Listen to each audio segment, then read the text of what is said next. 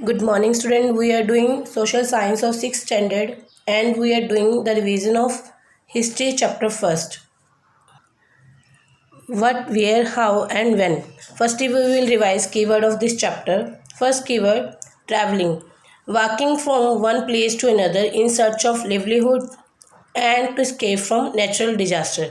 एक जगह से दूसरी जगह पर घूमना, किस लिए घूमना? लिवलीहुड मतलब पैसा कमाने के लिए, जिससे कि हम अपना भोजन वगैरह का इंतजाम कर सकें, और नेचुरल डिजास्टर से बचने के लिए, मतलब कोई आंधी आ रही है, तूफान आ रही है, बाढ़ आ रही है, उनसे बचने के लिए एक जगह से दूसरी जगह पर जाना ट्रैवलिंग बोला जाता है। मैन्युस्क्रिप्ट क्या होता है? The old book written by hands are called manuscript. पुरानी जो किताबें जो हाथ के द्वारा लिखी गई थी उन्हें मैन्युस्क्रिप्ट्स बोला जाता है।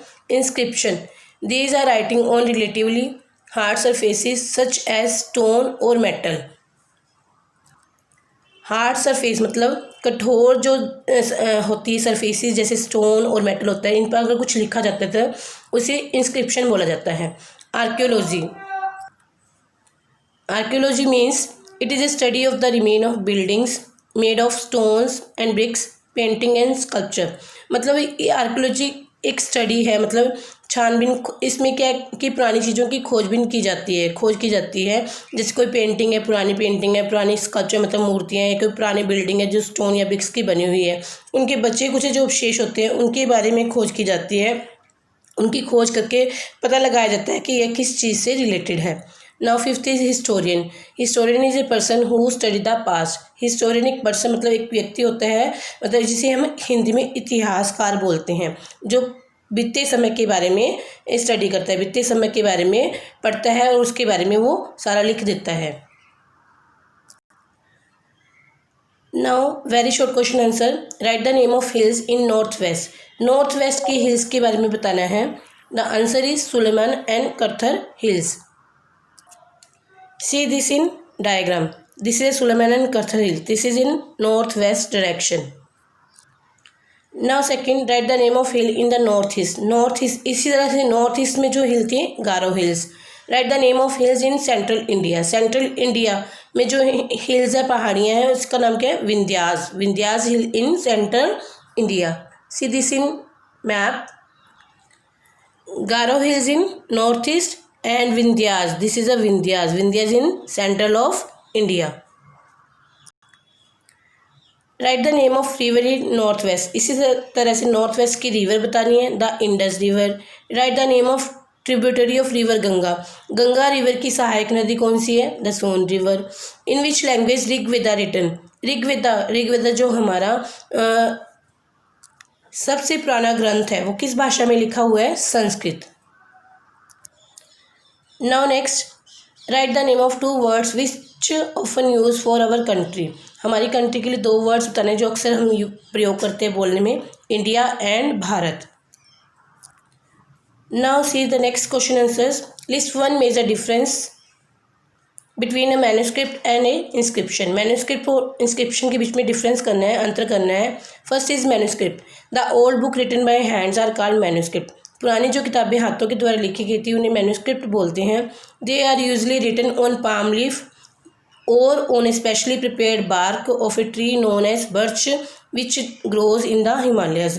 कहते ये किस पर लिखी जाती थी? पुरानी जो किताबें थी वो पेड़ की पत्तियों पर लिखी जाती थी, जैसे कि पाम पेड़ की पत्ती पर, या फिर यहाँ पे लिखा है बर्च। बर्च मतलब भोज का पेड़ होता है, भोज वृक्ष की पत्ती पर लिखी जाती है, जो कि हिमालय में उगते हैं। वो जो पुराने ग्रंथ हैं वो अधिकतर पेड़ की पत्तियों पर ही लिखे जाते थे। Now second is inscription. Inscription क्या होती है? Inscription are written on hard surfaces such as stone, rock, pillar, clay, metal and copper tablets. Inscription हमने पहले भी किया है कि जो हार्ड सरफेसिस पर हम कुछ लिखते हैं, जैसे कि स्टोन पर लिखते हैं, रॉक पर लिखते हैं, या पिलर पर या मेटल पर कुछ कॉपर टैबलेट्स कुछ होती है बनी हुई, तो अगर उस पर कुछ लिखते हैं तो वो इंस्क्रिप्शन कहलाता है। Now see second, make a list of all objects that archaeologists may find. Which of these could be made of stone? कहते हैं आर्कियोलॉजिस्ट ने जो भी चीज़ें ढूंढी थी उनकी लिस्ट बनानी है और फिर बताना कि कौन सी चीज़ उसमें से स्टोन की थी। Archaeologist might found remains of buildings, paintings, sculpture, tools, weapons, pots, pans and ornament and coins. Archaeologist जो थे, पुरातत्व वैज्ञानिक थे, उन्होंने क्या क्या ढूंढा कि पेंटिंग्स ढूंढी, बिल्डिंग्स ढूंढी, स्कल्पचर मतलब मूर्तियाँ ढूंढी, टूल्स मतलब पुराने औजार ढूंढे, वीपन्स हथियार, पोट्स घड़े, पैन जो खाना बनाने के जो बर्तन थे, ऑर्नामेंट आभूषण, कॉइन सिक्के, मतलब ये चीज़ें आर्कियोलॉजिस्ट ने ढूंढी।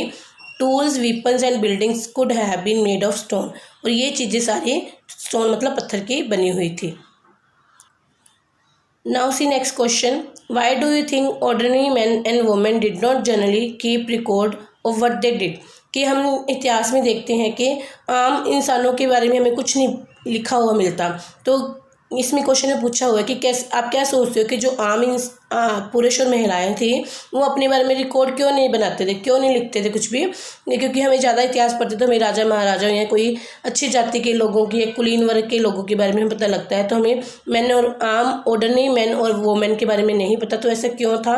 The ordinary people like hunter gatherers, herders, farmers did not keep a record of what they did because they don't know how to read and write, क्योंकि ये लोग जो ऑर्डिनरी पीपल थे, जो हंटर थे, भोजन शिकारी थे, गैदर मतलब भोजन इकट्ठा करने वाले लोग थे, हर्डर्स मतलब पशुओं को चराने वाले जो लोग थे, फार्मर किसान, ये अपने रिकॉर्ड क्यों नहीं लिखते थे?